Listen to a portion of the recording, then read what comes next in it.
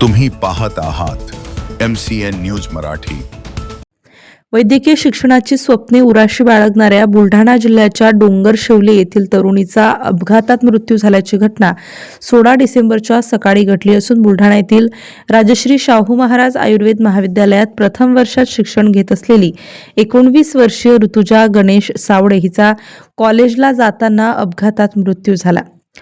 ऋतुजाने 10वी नंतर लातूर येथे क्लासेस करत वैद्यकीय शिक्षणासाठी सातत्याने मेहनत घेतली होती। MBBSचे स्वप्न मनात ठेवून अभ्यास करणाऱ्या ऋतुजाला आयुर्वेद शाखेत प्रवेश मिळाला।